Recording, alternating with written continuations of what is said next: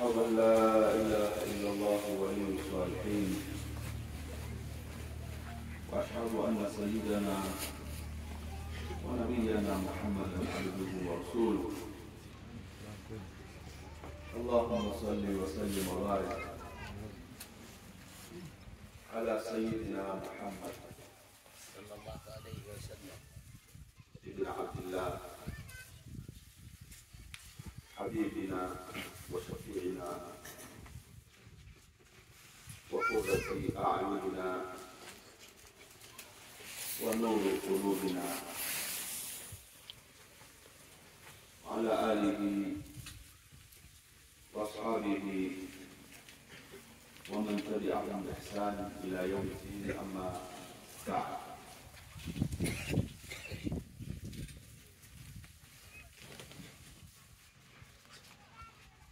Ulama wetu mlioko hapa,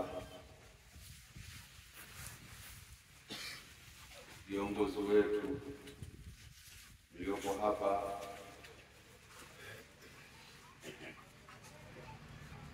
baba yetu na ndugu yetu Sheikh Abdul Aziz, Mungu aendelee kuhifadhi, kulinda, tuendelee kunufaika na wewe katika kazi hii kubwa katika kutumikia dini ya Mwenyezi Mungu Subhanahu wa Ta'ala, kuwatumikia Waislamu na kutumikia jamii. Wazee wetu walioko hapa, kwa upande kule wa mama zetu, dada zetu, mabinti zetu, walimu wetu, wanafunzi wetu, na sote tuliohudhuria, tushukuru sana kumhimidi Mwenyezi Mungu Subhanahu wa Ta'ala kwa kutuwafikia kuwepo katika jalsa hii ya kheri katika mji wa kheri, na tumwombe Mwenyezi Mungu Subhanahu wa Ta'ala ajalie ya kheri na sisi tuwe ni ahli ya kheri.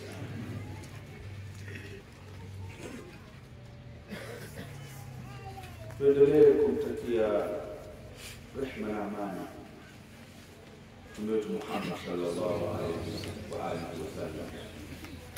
Tumswalie Bwana Mtume Muhammad sallallahu alaihi wasallam.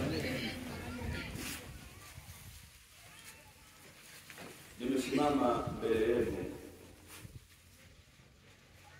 kwa unyenyekevu mkubwa kwa jambo lenyewe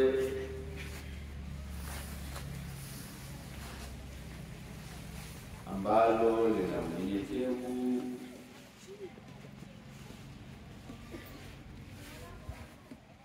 na nitangulize kuonyesha kwamba waliotangulia kabla yangu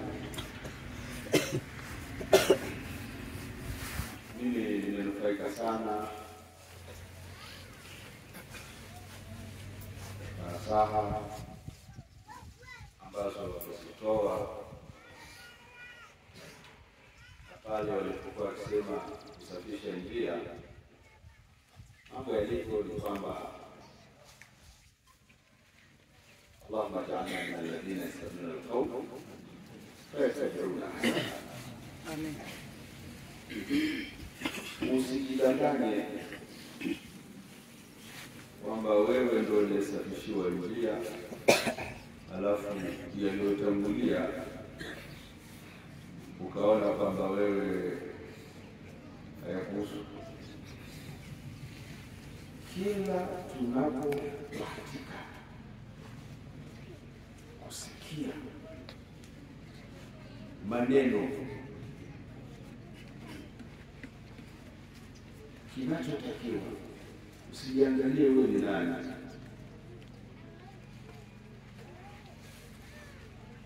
Hayo maneno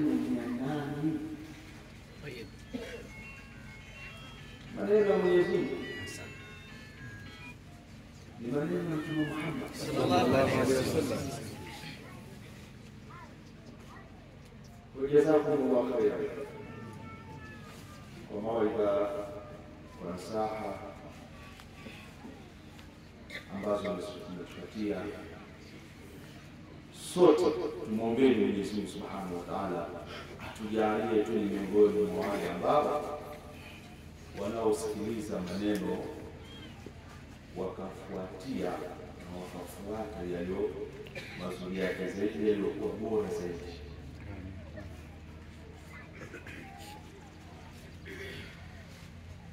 Kama tulivyoelezwa,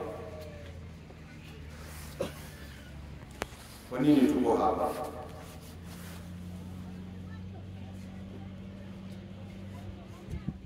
Kwa hakika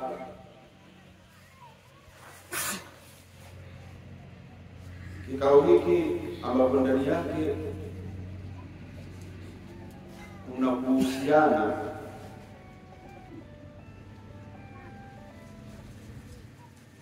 ndio jambo pekee linalotutoa sisi katika hasara.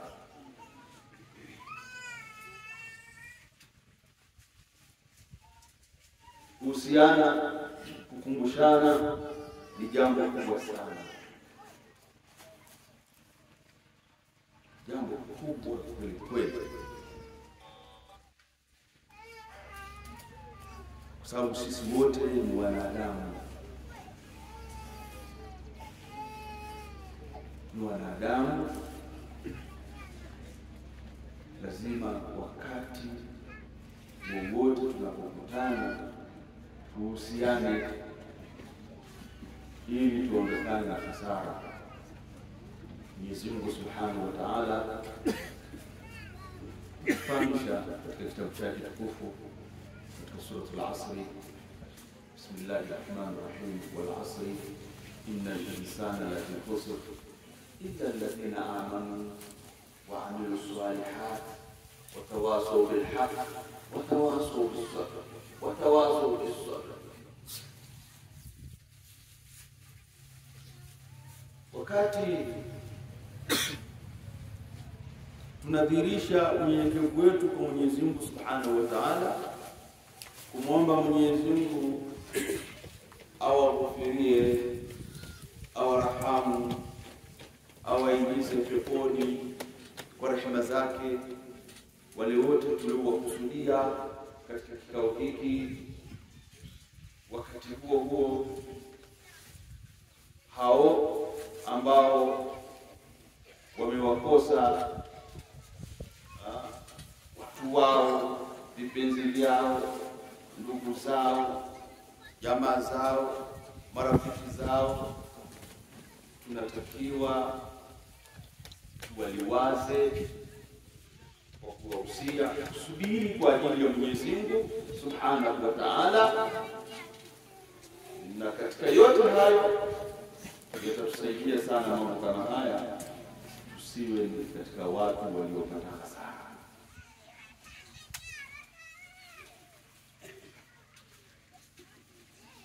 Na wakati huo huo ndio wadhi mkubwa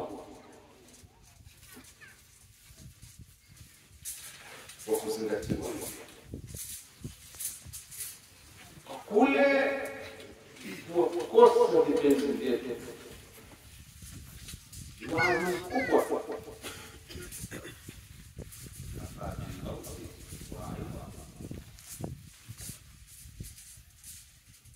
kuondokewa tunda la moyo wako na ni mtoto, kewa mwenza wako, mwendani wako, shirika wako, mke wako kipenzi, na kuondokewa na mzazi wako, sawasawa mama, sawasawa baba, basi ni wadhi mkubwa sana. Hilo pia tulizingatie, ni wadhi kwamba ikiwa inna lillahi wa inna ilayhi raji'un, huyo ametangulia lakini njia hiyo ni ya wote. Nayefuatia sasa ni mimi, maandalizi. Ni waadhi mkubwa sana.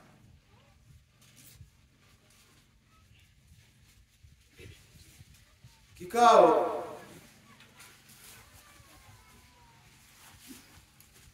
kimekusanya mambo mengi. Sheikh Abdul Aziz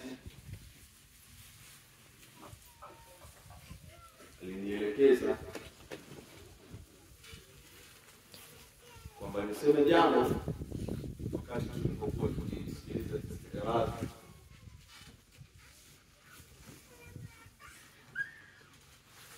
maonyesho ya kusoma kutoka kwa mama zetu, mabinti zetu.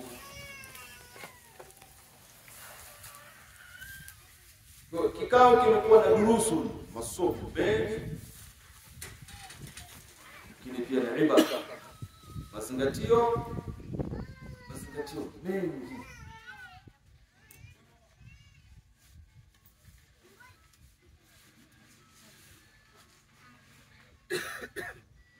Hapa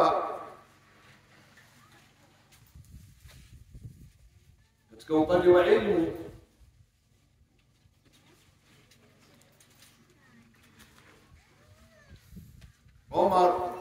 bwana mkubwa Umar bin Abdul Aziz radiyallahu ta'ala anhu wa arda alisema maneno makubwa sana ya thamani. Asema in istata'ta fakuna 'alima,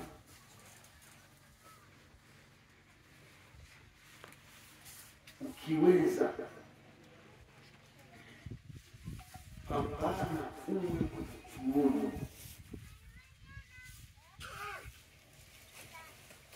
ufikie rutuba daraja ya kuwa mwanachuoni.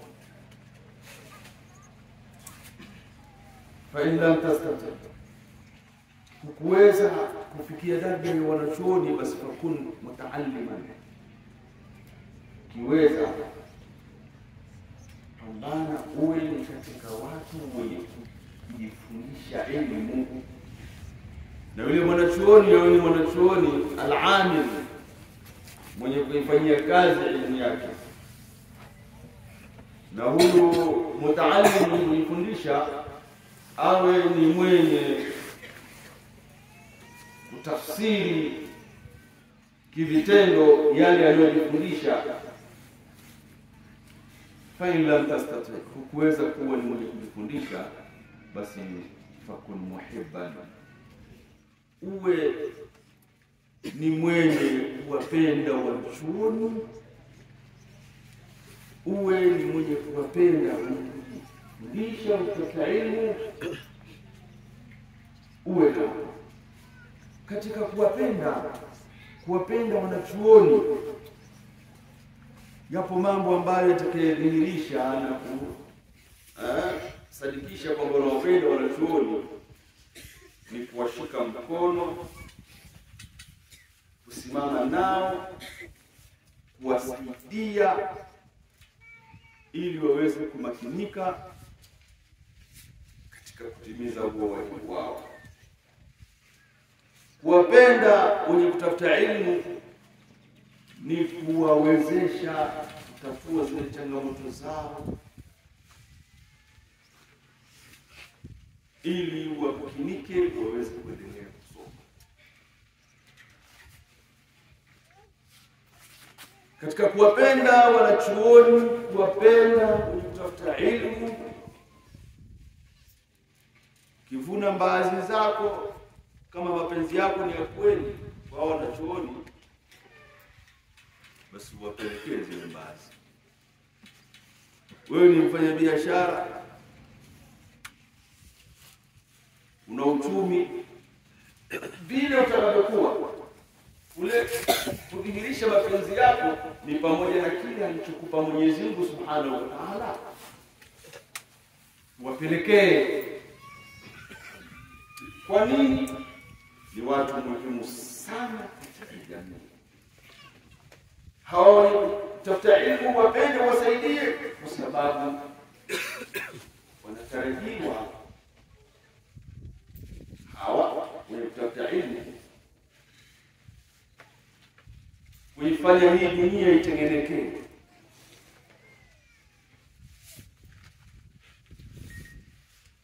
Na kuna haja kubwa ya kusahihisha mafahimu. Leo wanachuoni wetu, tulabu ilmu, wanaotafuta ilmu ya dini, wanaonekana ni watu ambao hawajishughulishi na maendeleo, hawapo katika maendeleo. Kwa nini? Kwa sababu hawana ajira. Na ni wale mashehe, walimu wa dini, wanatazama na kuonekana kwamba ni watu hawa hawajishughulishi na uchumi, hawashughulishi maendeleo. Hivyo leo wanafunzi wetu na madarasa zetu, zile madarasa zilizobahatika zina mabweni ya wavulana, ya wasichana, wanatazama kama ni watu wanakwenda kupoteza muda, wakati watachelewa na hawakutengenezewa structure ya kuwa ni watu watakuwa na mchango katika maendeleo. Kwa nini? Kwa sababu hawatakuwa wabunge, hawatakuwa mawaziri, hawawezi kumiliki uchumi. Sasa wanatamani hizi madarasa zetu hizi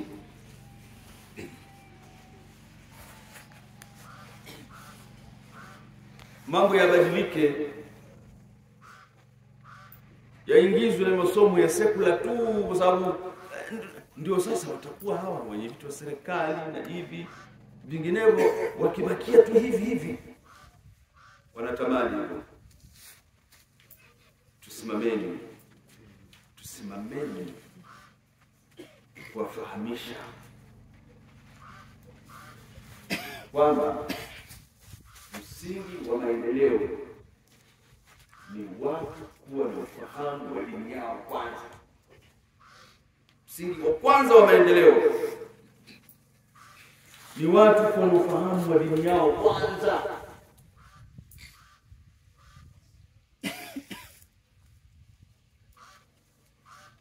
Bwana Mtume Muhammad sallallahu alaihi wa alihi wasallam tuambia, man yuridillahu bihi khairan yufaqihuhu fi din.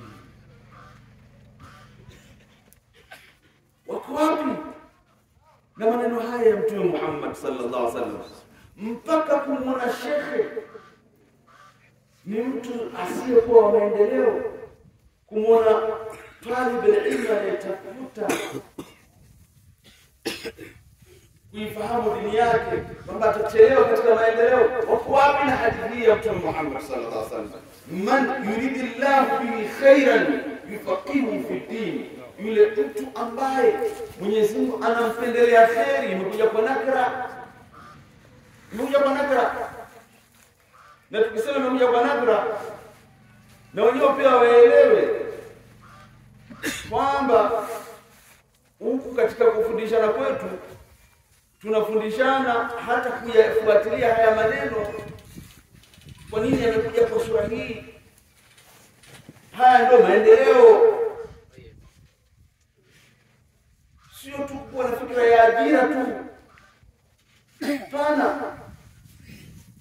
Leo hata sisi tunaposema kwamba hii imekuja kwa nakra, wamekwenda mpaka wanasema hata Kiarabu mnafundisha hamkusilishwa kwa sababu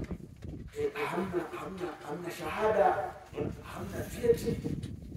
hilo usipokuwa na shahada iliyotambulika, wewe si rahisi kupata ajira. Sikuambia hivi, mashehe zetu waliotoa muda wao, wakati wao, wakajitolea kuifundisha dini, walikuwa hawana fikra hizo mlizokuwa nazo wenyewe. Walikuwa na fikra za kujenga umma katika yani kuwa na ufahamu na uelewa wa kumjua Mwenyezi Mungu Subhanahu wa Ta'ala. Leo wanataka kuwageuza wao mashehe ambao watatofautiana na mashehe wale al-ulama al-amilun. Na kuna watu fikra hizi zimeshawaathiri vibaya. Nakumbuka niliwahi kusomesha madrasa ya Azhar Sharif Arusha. Alikuja khiriji kutoka Madina. Amaliza masomo yake, akaja pale anataka awe ni mwalimu pale. Somesha, ametoka Madina huko.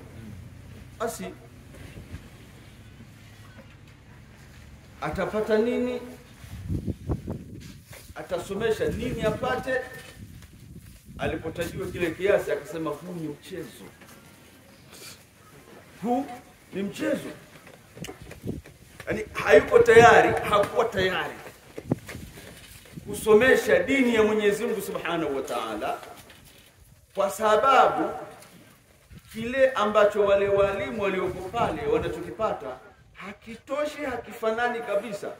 Yeye alikataa kusomesha, anasema huu ni mchezo. Fikra yake kwenye maslahi ya dunia tu. Huu ni mchezo. Huu ni mchezo. Sasa sisi tulifundishwa lugha ya Kiarabu na mashaikh zetu itusaidie kuifahamu dini ya Mwenyezi Mungu Subhanahu wa Ta'ala. Leo nataka watu waifahamu lugha ya Kiarabu iwe sehemu ya ajira tu. Angalieni namna tunavyotofautiana na watu wa sampuli kama hii.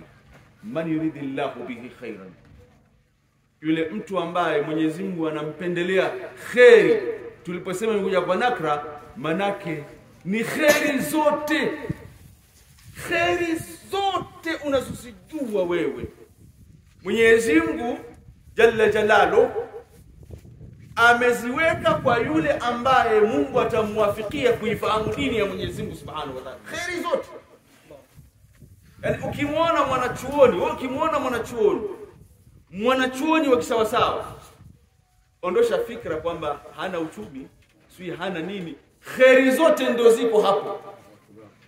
Khairi zote ziko kwa mtu ambaye amewafikiwa na Mwenyezi Mungu Subhanahu wa Ta'ala kwa ufahamu mzuri katika dini ya Mwenyezi Mungu Subhanahu wa Ta'ala. Kwa hiyo tunaofahamisha kwamba mkituona tunasomesha na hali zetu hizi, fikra zetu sio zenu za ajira. Sisi tuko katika atafakuhu fi dini, ambapo yajib ala kulli muslimin wa hakadha almuslima an yataallama wa yatafaqaha fi din. Yapasa na ni jambo la wajibu kwa kila Muislamu, mwanamume na mwanamke, ajifundishe, aende apate fiqhi ya dini. Kwa sababu gani? Hata yaarifa kaifa yaabudu rabbahu, ili apate kujua na maarifa ya kumwabudu Mwenyezi Mungu. Si hatuna habari fikra ya ajira, tunajifundisha na tunafundisha watu vipi waweze kuwa na maarifa ya kumwabudu Mwenyezi Mungu Subhanahu wa Ta'ala.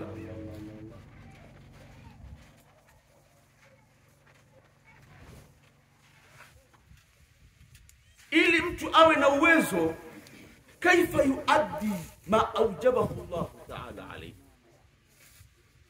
Tumesimama kufundisha dini ya Mwenyezi Mungu Subhanahu wa Ta'ala ili watu wapate kufahamu kwamba vipi watatekeleza yale ambayo aliyoyawajibisha Mwenyezi Mungu Subhanahu wa Ta'ala. Habari ya ajira. Lakini kaifa yatajannabu ma haramahu Allahu alayhi. Vipi mtu ataweza kujiepusha na yale aliyoharamisha Mwenyezi Mungu Subhanahu wa Ta'ala. Kwa hiyo utaona ukubwa na utukufu wa elimu ya dini, watu kuijua dini ya Mwenyezi Mungu Subhanahu wa Ta'ala. Kwa hiyo kusema kikao kimekuwa kikao cha kheri, kuna durusun, kuna ibara. Walipokuwa wakiwasilisha zile istirad pale, jamani, tusiangalie ni hadithi ndogo, yani ndogo, hii hadithi fupi, au tusioneni ni vitu vya kawaida, ni maneno ya Mtume Muhammad sallallahu alaihi wasallam.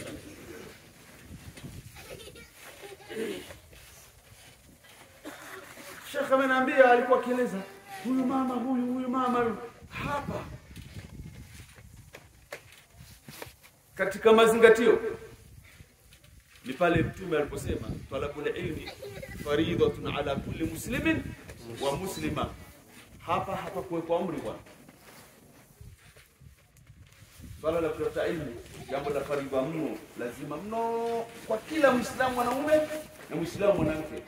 Umewekwa umri hapo ala kulli muslimin wa hakuna umri min al-mahdi ila al-lahdi. Ndicho kilichoonyeshwa pale. Sheikh Abdulaziz, huyu mama maana yake huku ndipo kutafuta ilmu ambapo hakuangalia umri. Lakini yale makundi yale yaliokuwa yanakuja kuwasilisha, ukienda kwa upande wao wenye jinsia yao kule, al-ummu madrasatun idha a'adtaha a'adta sha'ban tayyib al-a'raq. Mama ni madrasa. Mama ni madrasa. Mama ni chuo. Tukisema mama, tumuingize mwanamke ni chuo kamili. Idha a'adtaha, utakapomwandaa mwanamke, ukamwandaa vipi? Akawa na maarifa ya kutosha katika dini yake. A'adatta sha'ban tayyib al-a'raq, utakuwa umeandaa jamii yenye misingi bora kabisa. Ukitaka mambo yaende vizuri, tuwasimamie binti zetu, wake zetu, mama zetu, tuwekeze elimu ya dini. Jamii itakuwa na misingi bora kabisa, kwa sababu mama ni chuo kamili, lakini mpaka aandaliwe. Na al-ummu madrasatun, lakini al-ummu madrasatu kulli maulud. Mama mwanamke ni madrasa ya kila anayezaliwa. Jamaa wanaozaa mama zetu, ukiona kuenea kwa wanaume na wanawake wamezaliwa na sasa, kile kitendo cha mama zetu kwa wao ndio wanaotuzaa. Al-ummu madrasatu kulli maulud. Mama ni madrasa ya kila anayezaliwa, yani kila anayezaliwa lazima apitie kwenye madrasa ya nani? Ya mama. Sasa unaonaje akawa ameshaandaliwa? Huyu mama mwenyewe akawa ameshaandaliwa. Huyo atakayemzaa unafikiri atakuwa kwenye mikono salama kiasi gani? Tuko jamaa? Haya ni mambo ya kupewa umuhimu sana. Mwenyezi Mungu awazidishie elimu. Amen. Mwenyezi Mungu aweze kufahamu. Sote Mwenyezi Mungu atufunze tusiyojua. Amen. Mwenyezi Mungu atunufaishe kwa kile atakachotufundisha. Atupe elimu zenye manufaa. Tunufaike kwanza sisi na watu wengine wanufaike kupitia zile elimu ambazo Mwenyezi Mungu atatupatia. Amen. Kwa kumalizia, tunamalizia siku katika mwezi miongoni mwa miezi mitakatifu, mwezi Dhulqaada mfungo pili, kuelekea katika mwezi miongoni mwa miezi mitakatifu Dhulhijja mfungo tatu. Na kikao chetu, jalsa hii imepatikana kwenye masiku yenye nafahati,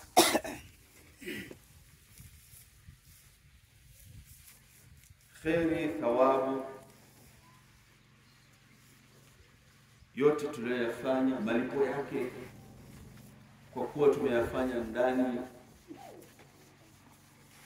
ya siku katika miezi ambayo ni mtakatifu, malipo yake ni makubwa mno.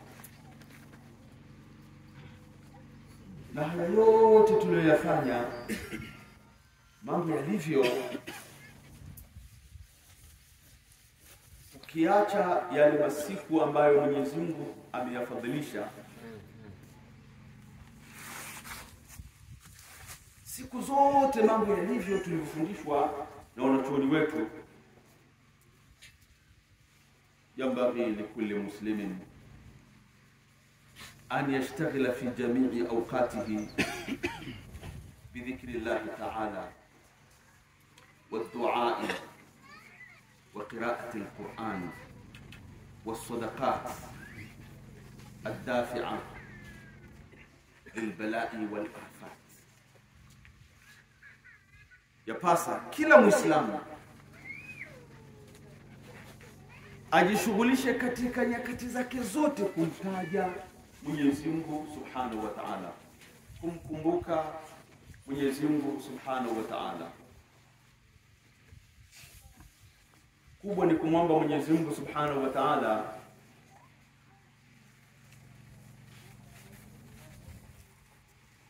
atuwezeshe mambo yetu tukiyafanya tuwe tunahama, ili tukapate matunda ya kila tunachokifanya. As-sayru ila Allah,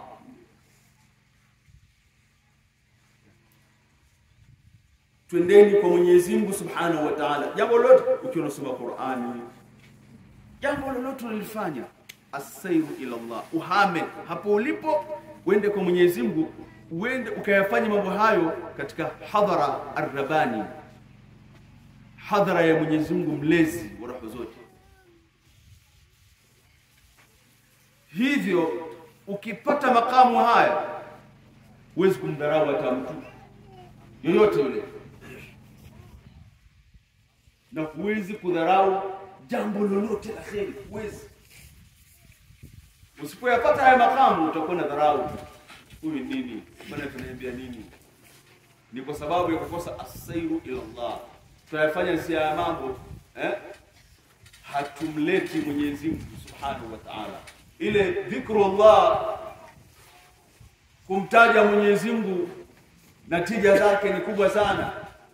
Ni tofauti yule mtu anayesema subhanallah walhamdulillah wala ilaha illa Allah wallahu akbar, asema tu. Lakini yule anayesema sara ila Allah, akawa anayesema yuko katika hadhara ar-Rabbani, natija yake ni tofauti. Kwa kila wakati tumtajeni sana Mwenyezi Mungu Subhanahu, tushughulike na kumtaja Mwenyezi Mungu Subhanahu wa Ta'ala, kama mashaikh walivyofundisha dhikri ya kumtaja Mwenyezi Mungu Subhanahu wa Ta'ala. Lakini kila wakati tujishughulishe sana na ad-du'a. Sio tumefika mahala tumekwenda kwenye dua, upo tu, nenda kwa mwenye hama pale ulipo, nenda kwa Mwenyezi Mungu, ingia katika hadhara ar-Rabbani, ili upate natija ya ud'u Allah wa antum muqinuna bil ijaba. Mtume anataka hivyo, tukikuwa kwenye kikao cha dua tumwombe Mwenyezi Mungu ili hali tuna yakini hakika kujibiwa na Mwenyezi Mungu. Sasa hii yakini haipatikani kwa mtu ambaye hajatoka, hajahama ende kwa Mwenyezi Mungu, ende katika hadhara ya ar-Rabbani.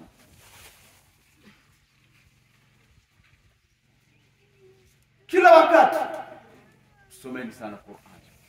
Someni Qur'an. Tulikuwa hatujui Qur'an. Walimu wetu wametufundisha Qur'an, tumejua. Sasa tuitafsiri ile Qur'an. Sio baki tu mimi najua, hapana. Baada ya kuijua una kikao sasa cha kuisoma Qur'ani. Lakini pia tumepewa darasa umuhimu wa kutoa sadaka. Wasadaqat, kila wakati tujishughulishe na nini? Na kutoa sadaka. Al-afa ad-dafi'a lilbala. Sadaka zinaondosha mabalaa na maafa. Hivyo sasa tutakuwa katika hifadhi ya Mwenyezi Mungu Subhanahu wa Ta'ala tukiyafanya hayo.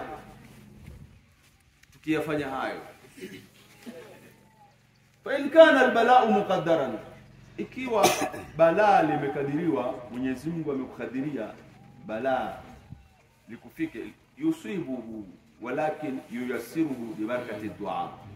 Lakini yule mtu ambaye alikaa mkao wa kujikurubisha kwa Mwenyezi Mungu Subhanahu wa Ta'ala, na Mwenyezi Mungu akamkadiria balaa, balaa lile litamsibu kwa sababu Mwenyezi Mungu amemkadiria, lakini yuyassiruhu bi barakati dua. Mwenyezi Mungu atamfanyia wepesi kwa baraka ya nini? Ya dua, kwa baraka ya dua. Kwa hiyo tumuombeeni Mwenyezi Mungu tutakabalie. Amen. Tumefuata utaratibu. Sasa kubwa, kila jambo lazima uonyeshe unyenyekevu kwa Mwenyezi Mungu. Sio umeswali imetosha, umesoma Qur'ani imetosha. Hapana. Rabbana taqabbal minna, baada ya kutekeleza Rabbana taqabbal minna, kumuomba tumefanya, lakini kabuli je? Tumuombe na Mungu aingize kabuli ndani yake. Rabbana taqabbal minna innaka antas samiu alalim. Yote hayo sasa katika masiku haya, ndugu zangu, ya an-nafahat, fala tadhlimu fihinna anfusakum. Hizi fursa zisitupite jamaa. Haya masiku haya yasitupite, tusije tukajipunja.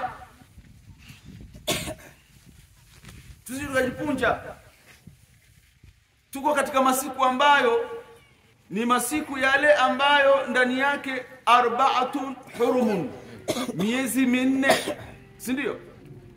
Hapa tumebakisha miezi kadhaa hapo. Dhulqa'da imetoka, lakini kuna Dhulhijja inaingia, alafu kuna Muharram, Rajab iko mbali, ni minne. Haya masiku haya, lakini haswa kuanzia kesho Allahu Akbar, ni bahati yetu. Leo tunawatakia maghfira, tunawarahamu waliotangulia. Ni bahati yetu sisi kuyaingia haya masiku yanayokuja hapo mbele, haya masiku 10 ya Dhulhijja ya mwanzo, ni bahati yetu. Je, tupo? Hebu kwanza tutieni nia.